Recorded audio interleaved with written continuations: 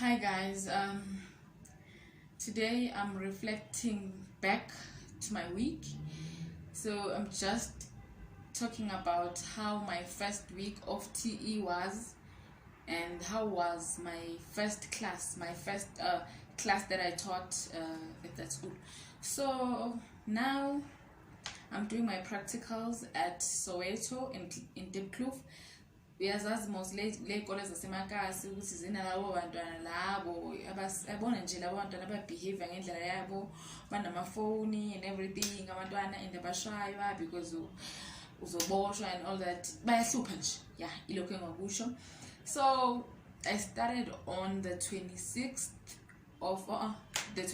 of July, and on the first day vele we were introduced to the school. We did our observations, and then we were allocated the subject that we are going to teach. So obviously when you do your practicals, you have to, especially as Pgce students, you have to focus on your senior phase and also our FET phase subject. Mina, I'm doing history and social sciences. History, obviously it's in the FET, grade 10, 11, 12. And then senior phase, I'm doing grade 7, 8, 9, grade 7, 8, 9. But at that school, I'm doing grade 8, grade 10, grade 11. Because vele, you can't go to grade 12. You can't. Because I was most funded grade 12. Those people are very, very, very focused. Bafunu pass, so they can't let umuntu practice like grade 12.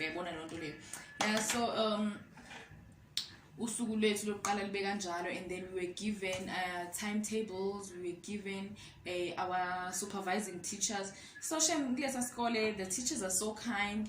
The HOD, the history department HOD, gave us our supervising teacher for FET and senior phase, and then I had to go with my supervising teachers to their classes so that I can observe how they teach, so that I can observe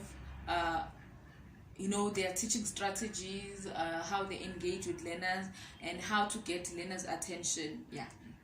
And then on day 2, I told my supervising teacher that I'm still not ready, because she was asking, are you ready to teach? And I was like, no, I'm still preparing, I'm still doing my lesson plans, I'm still doing my unit plans.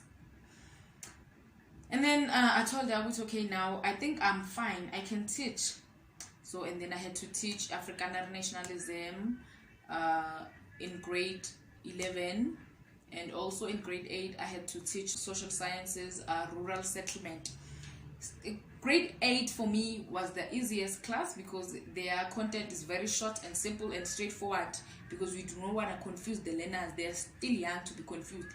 But when it comes to these ones, the grade 11s, those ones, they will challenge you to the core. They will make you feel so uncomfortable, because they know that we are student teachers. They will look you into the eyes, straight to your eyes, and I couldn't even breathe. But I continued with the content. I introduced it nicely, and then I think maybe I didn't do thorough research, but on Monday, same time, same place, same story, I had to go to history class and teach them the Afrikaner in a way that I help them understand Afrikaner nationalism. Because teaching nationalism, for me, the time I saw Uguti they are on nationalism, I felt like, shame, I don't even know the term nationalism. Where am I gonna start with this thing? Lucky for me, I did history in my grade 10, 11, 12. During my high school years, I did history. So at least I had that clue. But I had forgot and then, yeah, I practiced research in nationalism, and then I thought about nationalism as a sense of belonging, So the nations, whether it's a black nation, the Afrikaner nation, or the white nation, so they want their sense of belonging. They want to know where they belong to. They want to build a sense of a shared values, shared heritage. They want to nationalize themselves. So in this term, the Afrikaner nationalism, the Afrikaans-speaking people, the Dutch people, they wanted to nationalize themselves. They wanted to unite.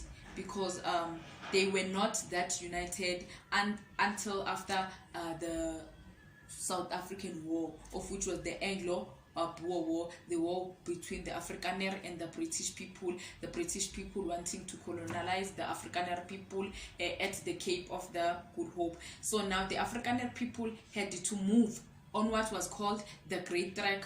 They had to move north of Africa to go to Free State and the Transvaal. Even the British people, they followed them again, said no, we want to colonize this place also, because there's gold, there's diamond here. Tina, we are all about capitalism. Tina, we want to make money. Yeah, so now the Afrikaner people are moving to Natal, and then when they got to Natal, they had to fight the Zulu kingdom on what was known as the Battle of the Blood River, or the Battle of Ncome River. So in order for the Afrikaners to gain independence in the Natal, they had to fight the Zulu army under King Dingane. So yeah, that is what I taught my grade 11s, and it was not that because it was my first time, but hopefully. So that is it about my first week. On Monday we get into the second week. First week, it's just that so day 3, on Monday it's day 4, 5. So on Tuesday we are on day 5. That's when I'll be finishing my first week of TE. But again, my first week is like this. I'll have to prepare for grade 11 lesson, and we will continue where we left, because we want to get into the broader terms of what were the reasons of Afrikaners wanting to nationalize them. Obviously, the reasons are the one that I've counted: the British wanting to colonize them, and also the Afrikaner people feeling that Africa has precious things and all.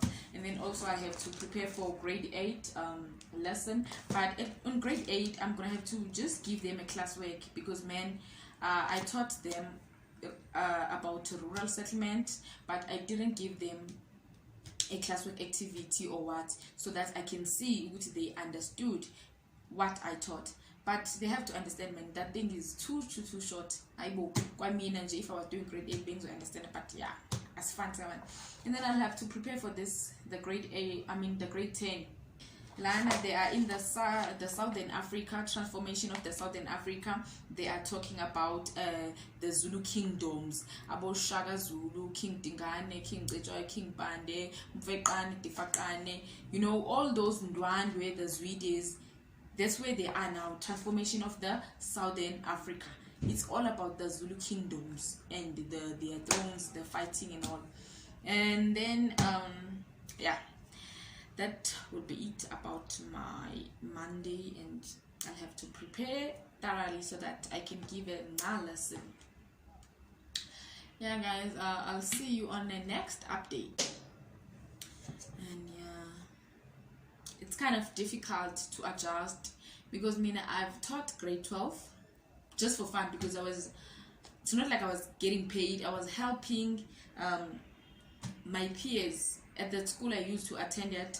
So I would go there late and teach the grade 12s when they were about to write their exams. So now adjusting, this is getting real. It's not like I'm having fun here. It's not like I'm offering help. I have to be focused. This will be my profession. This is becoming real. This will be my profession. And the workload in this profession is too much. Teachers teach maybe 6 classes per day, or they have 4 classes or 4 grades. So maybe it's grade 10, 11, 12, and grade 8, you have to teach maybe 2 grade 8. This thing the teacher ends up getting more than 8 lessons to teach a day. So it's so much workload. But yeah, the content is the same. It doesn't change. If you have 2 grade 8, the thing that you said at grade 8A, you're still going to have to say it at grade 8B, but you can't say the things on the same way. Yeah, that's what I've seen in many schools, that the workload is too much. This profession, the learners test you. They test you. They want to see the real you. They want to provoke the inner you. They want that beast to come out. But again, the learners are learners.